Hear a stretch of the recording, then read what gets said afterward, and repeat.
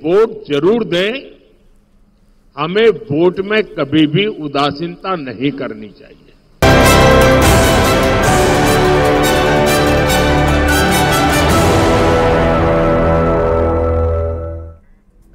नमस्कार, सुबह के 10 बजने वाले हैं। वक्त है अपना बिहार का। आपके साथ मैं हूं शिप्रा झा। एक बार फिर देश में चुनाव का मौसम है। 19 अप्रैल को पहले चरण की वोटिंग हो चुकी है। लोकतंत्र के 5 साल में एक बार आने वाला ये सबसे बड़ा पर्व है, जिसको लेकर नेता और निर्वाचन आयोग से लेकर आम वोटर्स तक सभी अपने अपने स्तर से तैयारी करते हैं।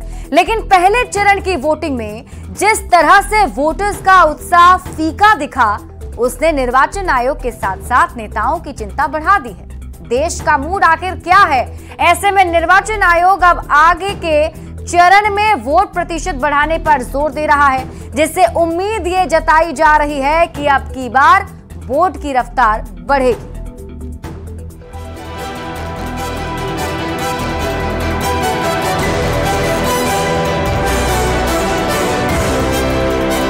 वोट जरूर दें। हमें वोट में कभी भी उदासीनता नहीं करनी चाहिए।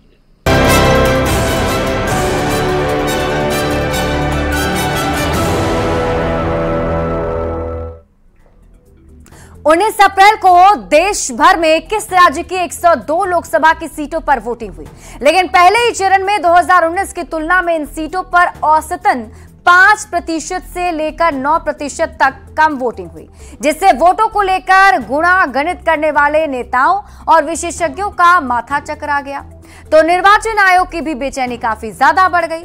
ऐसे में अगले चरण में ज्यादा से ज्यादा वोटर्स बूथ तक पहुंचे और वोट का प्रतिशत बढ़े, इसको लेकर कई तरह के जागरूकता कार्यक्रम की शुरुआत कर दी गई है, जिसमें यह बताया जा रहा है कि लोगों को उसके वोट का महत्व समझाया जा रहा है और साथ ही साथ उनसे अपील की जा रही है कि आगे जो आने वाले चरण हैं, अभी तक 7 चरणों में लोकसभा के चुनाव होने हैं। पहला चरण ही अभी कंप्लीट हुआ है, लेकिन जो वोटिंग की रफ्तार कम थी, उसको लेकर अब जागरूकता अभियान बड़े पैमाने पर चलाया जा रहा है।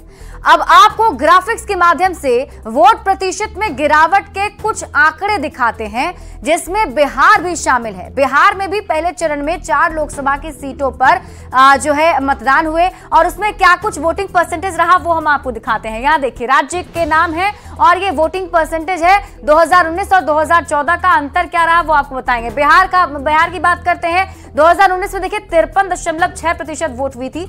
यहाँ इस बार 48.23% ही वोटिंग रहा, यानी 5% का गिरावट देखने को मिला है वोटिंग परसेंटेज में। एमपी की हम बात कर लेते हैं। पिछली बार यानी कि 2019 में 75% जो है मतदान हुआ था। इस बार सिर्फ और सिर्फ 63% ही मतदान हुआ है, जिसमें 12% का अंतर बताया जा रहा है, यानी 12% की गिरावट है। इसके साथ ही अगली बात कर ले, देखिए यूपी की बात कर लेते हैं। यूपी में 66.6% 2019 में मतदान हुए थे। इस बार 57.55% मतदान हुए हैं। 9% का गिरावट जो है इसमें देखा जा रहा है। आप इसी से अंदाजा लगा लीजिए। हम बात कर लेते हैं राजस्थान की। राजस्थान में देखिए 2019 में 64% मतदान हुआ था। 2024 में 50% ही मतदान हुए हैं। 14% का गिरावट देखने को मिल रहा है। और आगे बात करते हैं महाराष्ट्र की। तो महाराष्ट्र में देखिए 2019 में 64% मतदान हुए थे। 2024 में 54% मतदान हुआ है। 10% वोटिंग परसेंटेज जो है वो कम रहा है। पश्चिम बंगाल की बात कर लेते हैं। 66% मतदान हुआ था 2019 में, और ये देखिए 2024 के आंकड़े क्या बता रहे हैं, 70% मतदान हुआ है। यहां पर आंकड़ा बढ़ा जरूर है, लेकिन चिंताजनक स्थिति है बिहार, एमपी, यूपी, राजस्थान और महाराष्ट्र की, जिसको लेकर ये चिंता इसलिए भी जताई जा रही है क्योंकि वोटिंग परसेंटेज जो है वो पहले के मुकाबले यानी 2019 के कंपैरिजन में 2024 में काफी कम रहे हैं, जिसके बाद अब निर्वाचन आयोग की तरफ से बड़े पैमाने पर जागरूकता अभियान चलाया जा रहा है, ताकि लोग जो है वो वोट अब आगे चरणों में अच्छे तरीके से कर सके। तो पहले चरण में काफी कम वोटिंग ने सबकी टेंशन बढ़ा दी, और यही वजह है कि प्रधानमंत्री नरेंद्र मोदी जब शनिवार को महाराष्ट्र के नांदेड़ पहुंचे तो चुनावी सभा को संबोधित करते हुए दलगत भावना से ऊपर उठकर स्वस्थ लोकतंत्र और बेहतर कल के लिए अगले चरण में जमकर वोटिंग करने की उन्होंने अपील की। पीएम मोदी ने लोगों को समझाया कि वोटर्स अपना वोट देकर किसी नेता या पार्टी पर उपकार नहीं करते, बल्कि वे देश का भविष्य सुनिश्चित करते हैं और इसीलिए वोट किया जाता है।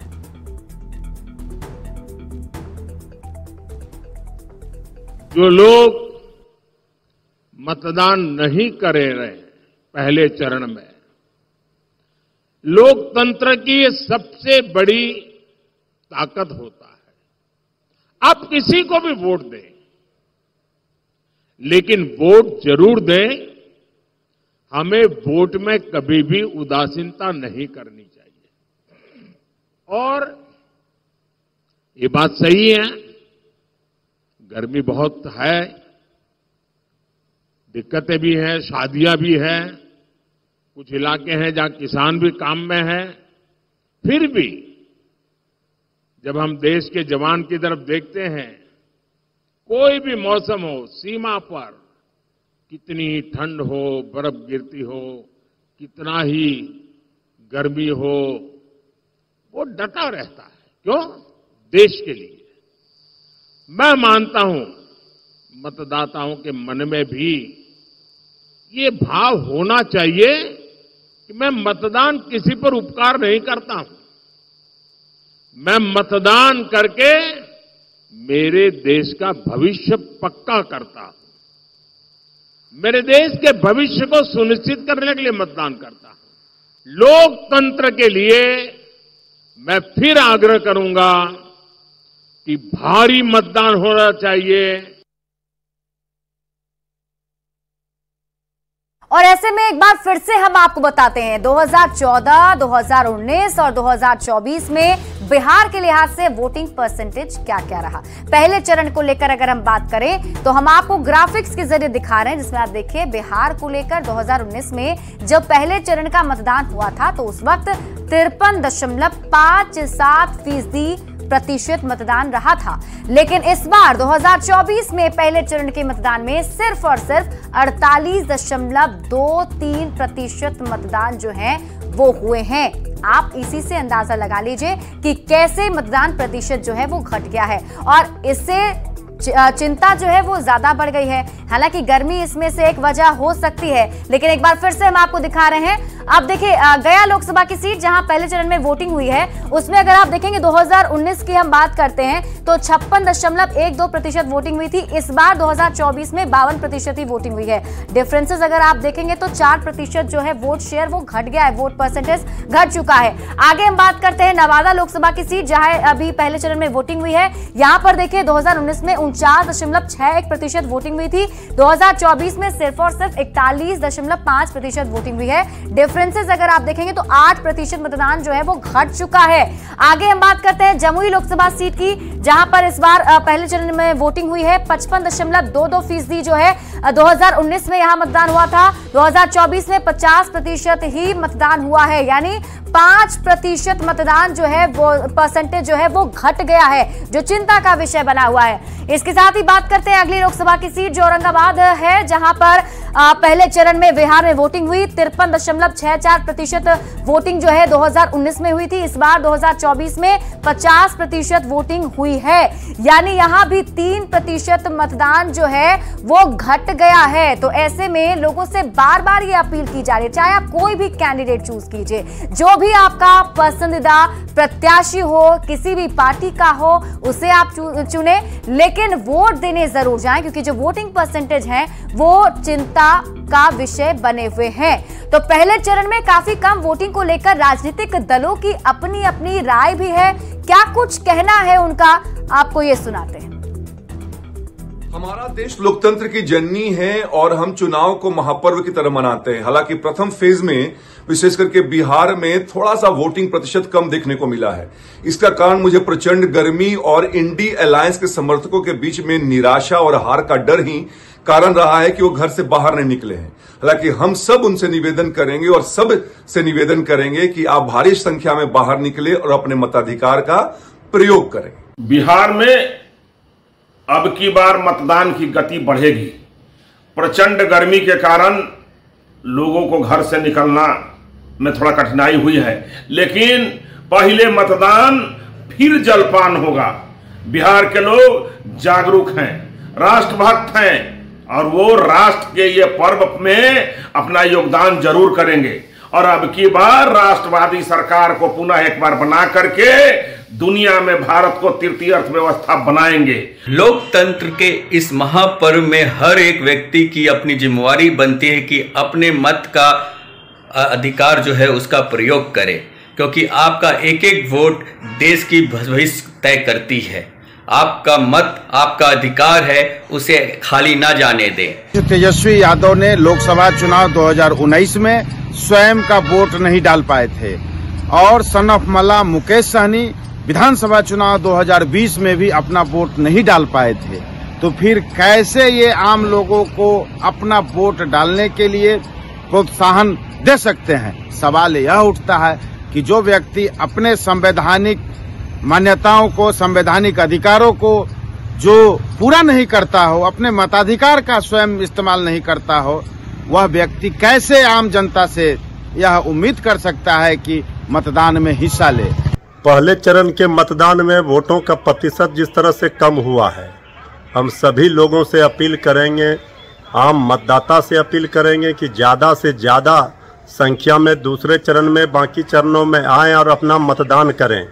यही अवसर होता है जब वोट की चोट से आप सबक सिखा सकते हैं। सत्ता में बैठे हुए लोगों का अहंकार वोट की रफ्तार बढ़ाकर तोड़ें। तो दूसरे चरण में बिहार की अगर हम बात करें तो 5 सीटों पर 26 अप्रैल को वोटिंग होनी है, जिनमें किशनगंज, कटिहार, पूर्णिया, भागलपुर और बांका शामिल है, जिसको लेकर धुआंधार चुनाव प्रचार भी चल रहा है और निर्वाचन आयोग की तरफ से वोटर्स को जागरूक करने के लिए लगातार अभियान भी चलाए जा रहे हैं। तो वहीं दूसरे चरण में जहां भी वोट हैं वहां के वोटर से न्यूज 18 भी अपील करता है कि बेहतर और मजबूत लोकतंत्र के लिए आप वोट जरूर करें, बढ़ चढ़कर आप वोटिंग की इस प्रक्रिया में हिस्सा लें, क्योंकि आपका एक एक वोट काफी कीमती है। बढ़ लेते हैं आगे और देखिए, वोटिंग का ट्रेंड बदलने के कई सारे मायने भी होते हैं, जो एक एक करके हम उन मायनों पर अगर चर्चा करें तो 1999 से शुरुआत करते हैं। 1999 में 60% वोटिंग हुई थी। 1999 में एनडीए की सरकार बनी थी।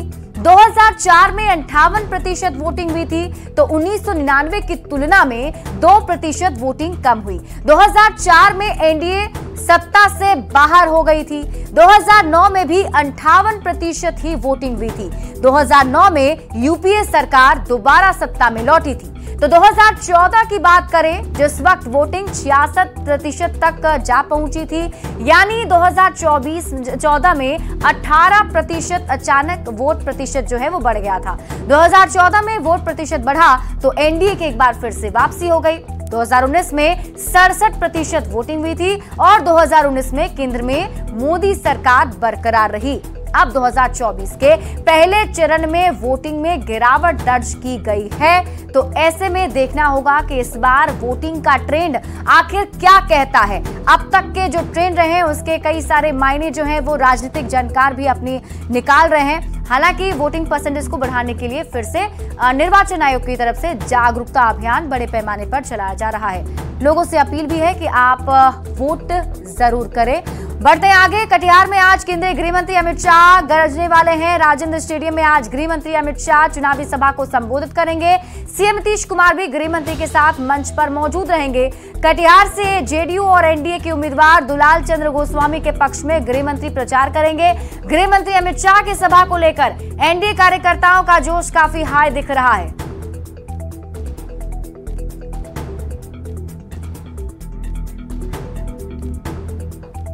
तो कटिहार में कुछ ही देर के बाद अब केंद्रीय गृह मंत्री अमित शाह जो है वो पहुंच जाएंगे। सभा स्थल से हमारे साथ संवाददाता रजनीश जुड़े हुए हैं। रजनीश, क्या कुछ तस्वीरें मंच की और अब तक कौन कौन से बीजेपी के नेता पहुंच चुके हैं?